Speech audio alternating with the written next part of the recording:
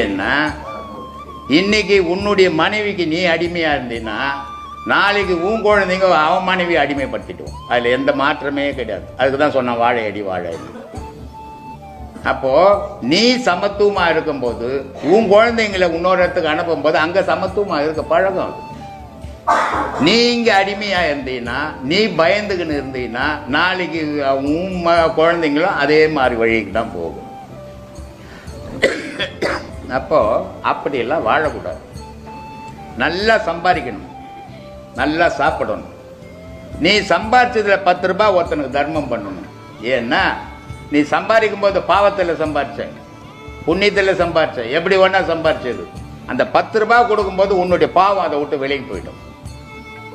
ஆனால் ஐயோ நான் கஷ்டப்பட்டியா, நான் சம்பாதிச்சியா, நான் ஏன் கொடுக்கணும்னு நினைக்கும் போது நீ பணத்தை எவ்வளோ சம்பாதிச்சியோ பாவத்தையும் அவ்வளோ சம்பாதிச்சுக்கிறேன்னு அர்த்தம்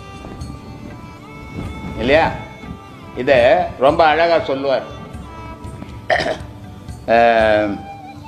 அவர் பேர் என்னப்பா? சாமி வால்மீகி.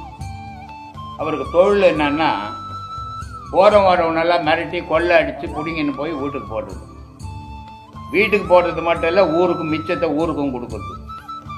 இதுதான் தொழில். அவர் கொடூரமானவன் வால்மீகி.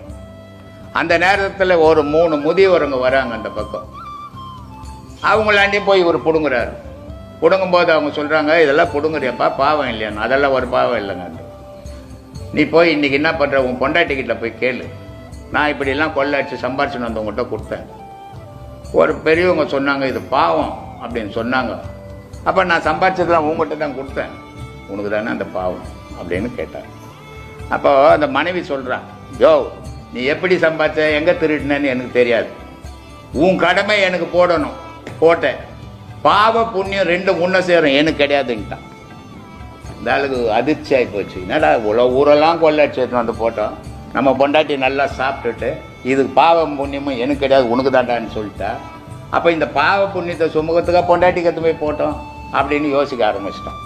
போய் யோசித்துன்னு உட்காந்துக்கிறான். மறுநாள் வந்தார், அதே சாமியாருங்க வந்தாங்க.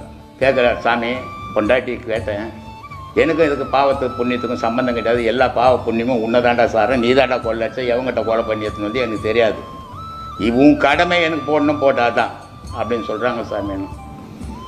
சரி ஊருக்கெல்லாம் கொடுத்தியாப்பா? ஆமாம் கொடுத்தேன் சாமி. ஊரில் போய் கேளு, இன்னைக்கு இவ்வளோ பேருக்கு போட்டுக்கிறேன், இந்த பாவ புண்ணியெல்லாம் உங்களுக்கு தானே அப்படின்னும் போது ஊரில் போய் கேட்குறாரு. ஊரில் போய் கேட்கும்போது ஊர் மக்கள் சொல்லுது, டே பேமா நீ எப்படி ஏற்றுன்னு வந்தேன்னு எனக்கு தெரியுமா,